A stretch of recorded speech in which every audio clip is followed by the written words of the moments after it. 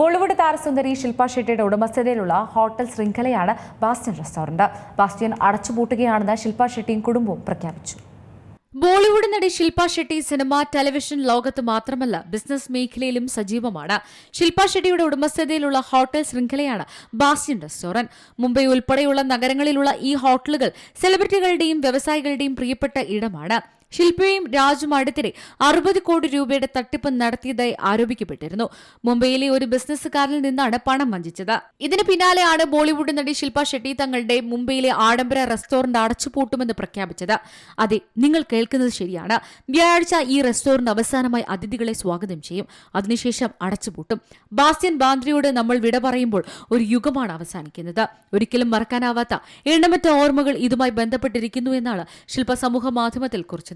മികച്ച പാചക രീതിക്ക് മാത്രമല്ല കലാപരമായ അലങ്കാരത്തിനും ഈ റെസ്റ്റോറന്റ് പേര് കേട്ടതാണ്. അതേസമയം ശില്പ ഷെട്ടിയുടെയും രാജകുന്ദ്രയുടെയും ഉടമസ്ഥതയിലുള്ള best deal TV private limited എന്ന സ്ഥാപനവുമായി ബന്ധപ്പെട്ടാണ് സാമ്പത്തിക ഇടപാടിലൂടെ 60 കോടി രൂപ തട്ടിയെടുത്തെന്ന് ദീപക് കോത്താരിയുടെ പരാതി. 2015 മുതൽ 2023 വരെയുള്ള കാലയളവിലാണ് പണം തട്ടിയെടുത്തതെന്നും പരാതിയിൽ പറയുന്നത്. നിലവിൽ ഈ സ്ഥാപനം പ്രവർത്തിക്കുന്നില്ല. News desk C Malayalam news.